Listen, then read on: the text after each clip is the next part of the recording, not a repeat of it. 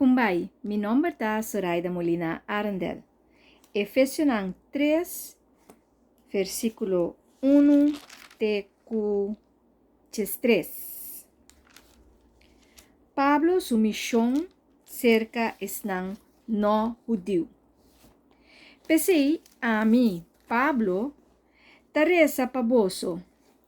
A mí, cuta prisionero pa sobra mita servidor de Cristo Jesus, e na benefício de boso, o nota judeu. Seguro, boso atende caba de encargo que Deus, de sua graça, adonami pa servir boso. E está, com Deus a revelar-me sua vontade escondi, tocante qua me asquibi boso brevemente caba. Segundo boso, talese, boso por uma ideia de mi conhecimento de vontade escondida de Deus tocante Cristo. Esse estava escondido para gente de antes, mas agora Deus a revelou na seu apóstolo e profeta nan santo por meio de seu espírito. Então, esse aqui é o que estava escondido.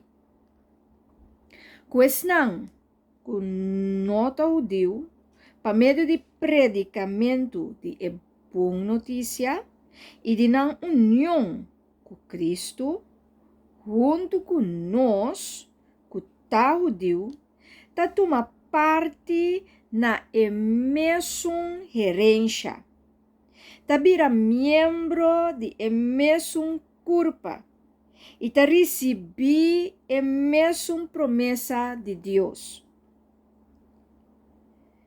Me abira servidor de boa notícia, privilégio que Deus den sua graça a donami, por meio de força que te traz em mim.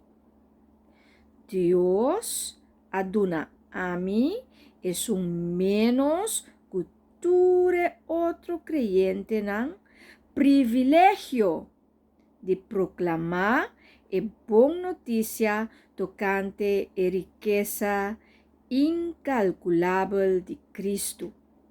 Na esnang kuno ta judeu. A mim mesterlaga turgende mira com a vontade de Deus que durante todo o século nanco a passa estava escondido em Deus, Criador de turcos, tá queda cumprir. Assina anto awor e autoridade e governante nan den região celestial da sinha conhecer. Por meio de igreja, sabedoria de Deus que ta mostra su mes den hopi diferente forma.